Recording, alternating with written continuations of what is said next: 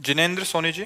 राधे राधे। मर्जी जी, आपके चरणों में कोटि कोटि प्रणाम। मर्जी जी, शाकाहार मेरे संस्कारों में है। मर्जी जी, पर जब मैं लोगों को समझाने की कोशिश करता हूँ तो वो तर्क कुतर्क करते हैं। मर्जी जी, ऐसे में हम उनको समय समझाएगा, उनको समय समझाएगा। जिनको संतों के वचन और सात्विक पुरुषों के वचन नहीं समझ में आते कि भाई मुर्गा बकरा इनमें सब में जीव है, आप इनको काटते हो, इनको खाते हो। बोले मैं काटता नहीं, मैं दुकान से ले आता हूँ। तो अगर आप ना खाओ तो वहाँ कटना बंद हो जाए ना। तो काटने का कर्ता प्रेरक भोक्ता इन सबको फल एक ही मिलता है। तो आप न कहीं हिंसा में है और इसका जब दंड आएगा तो आपको भोगना पड़ेगा। देखो ऐसे ऐसे निर्दयी लोग हैं जो जिंदा पशुओं को जला करके उनका मांस खाते हैं। कहते हैं दूसरे देश तो बहुत उन्नतिशील हैं। हाँ, तो क्या भोग मांस खाना शराब पीना इसको उन्नति समझते हो? अगर उन्नति समझते हो तो भ्रष्ट जीव हो तुम। क्या रुपया उन्नति है? आचरण पवित्र उन्नति है। यहाँ एक बार जिस स्त्री ने पुरुष का हाथ पकड़ लिया, आजीवन निर्वाह किया, वह आज इसके साथ कल उसके साथ। पर हमारे देश का सदैव अनुकरण करते रहे अन्य देश वाले। आज हम गिर रहे हैं इसलिए कि हम अन्य देशों का अनुकरण करें। ये जो boyfriend girlfriend live in relation, ये हमारे देश का नहीं, हमारे शास्त्रों का नहीं है। ये अन्य देशों से आया हुआ आचरण है जिसको आज स्वीकृति मिल गई है।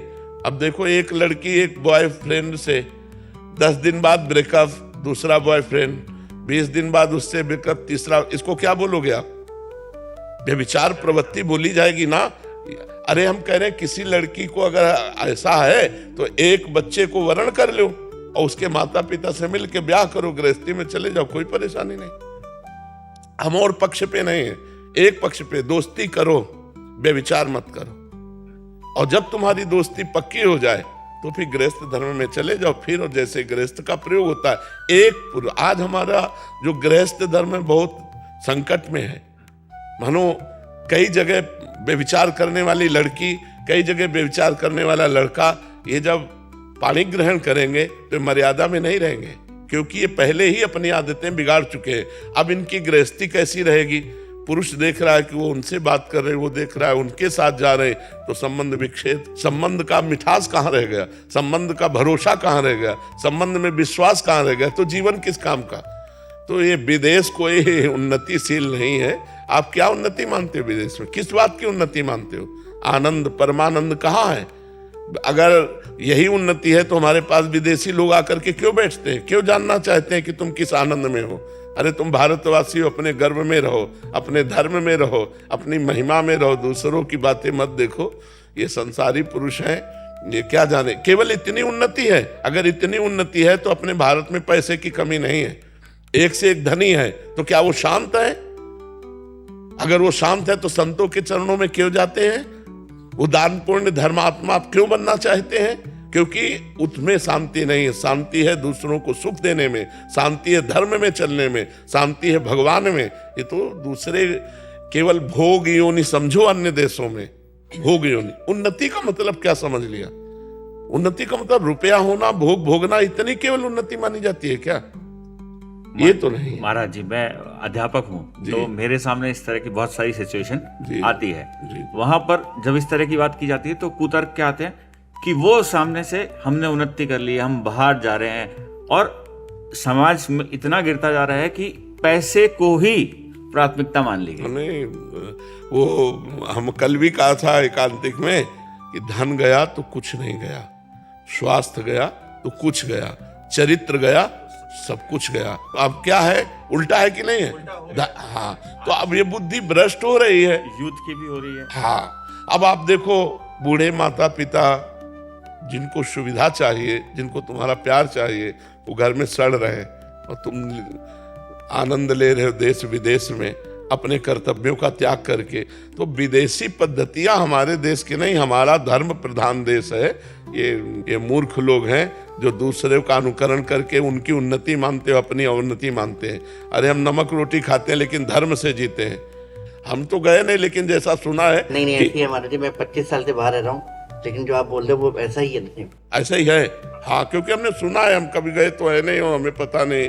तो फिर क्या मतलब? फिर क्या? तो क्या आप बताओ, देखो जैसे आप विदेश में रहते हो, क्या अपने देश का प्यार कहीं आपको मिलेगा? आप विचार करो, माँ से प्यार, भाई से प्यार, बहन से प्यार, पत्नी से प्यार, जो अपने देश की एक मतलब रहनी है, ये आपको कहीं नहीं मिलेगी। भला ऐसा कोई जीवन होता तुम जिसे उन्नति मान रहे हो, हमारे लिए वो तिरस्कार के योग्य है, हमारे लिए वो निंदनीय विषय है जिसे तुम उन्नति मान रहे हो। यही तो नौजवानों की बुद्धि भ्रष्ट हो गई है और वही आचरण लाना चाहते हैं अपने देश में। तो नई पीढ़ी जो गिरती जा रही है, उसका कारण क्या? कितने बच्चे डिप्रेशन में हो रहे हैं, बहुत बच्चे हमारे सामने नौजवान आते हैं जो डिप्रेशन में हो रहे हैं। उसका कारण क्या है? यही व्यभिचार, यही व्यसन, यही गंदा चिंतन। नहीं तो आप देखो, हम गांव में पैदा हुए हैं, 50 गांव में ऐसे जो कुश्ती लड़ने वाले, 50 गांव में स्वस्थ, कभी डिप्रेशन शब्द नहीं सुना, कभी डिवोर्स शब्द नहीं सुना, कभी हार्ट फेल शब्द नहीं सुना। मेहनत किए और आज ब्याह प्रेम संबंध होते हैं और साल नहीं बीतता और डिवोर्स हो जाता है। ये क्या है? ये क्या चरित्र है?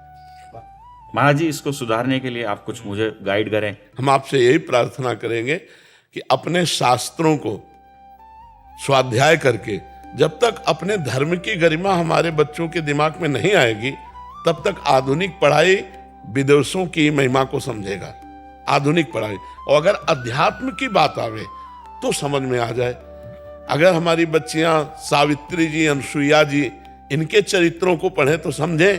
हमारे बच्चे धर्म से चलें, हरिश्चंद्र आदि के पावन चरित्रों को पढ़ें, धर्म से जो अपने जीवन व्यतीत करने वाले रहे। आप सोचो, एक कबूतर की रक्षा के लिए महाराज शिवी ने अपने शरीर को काट के रख दिया, और यहाँ कबूतर और मुर्गा मुर्गी के लिए कैसे कैसे व्यवहार कर रहे हैं। एक कबूतर की रक्षा के लिए अपने शरीर को काट दिया महाराज शिवी ने और तराजू पे रख दिया, और उसको हानि नहीं होने दी कबूतर की। और आप जीवों का नाश कर रहे हो, कह रहे हो। कुछ लोग तर्क रखते हैं कि अगर हम मुर्गा मुर्गी नहीं खाएंगे तो बहुत बढ़ जाएंगे जगत में, फिर इनका विनाश कैसे हो? तो विनाश का सेवा तो भगवान शंकर को है, पालन की सेवा हरि को है, और सृष्टि रचने की सेवा भगवान ब्रह्मा जी को है। तो ये मूर्ख लोग जानते नहीं। अगर नाम जप करें और 10 मिनट सत्संग को सुने या शास्त्र स्वाध्याय करें तो जरूर बुद्धि परिवर्तित हो जाएगी। ब्रह्मचर्य की कमी के कारण हमारी बुद्धि रजोगुणात्मक होती चली जाती है और वो व्यसनों में उतर जाती है, और व्यसन और ब्रह्मचर्यहीनता ये धर्म रहित कर देते हैं।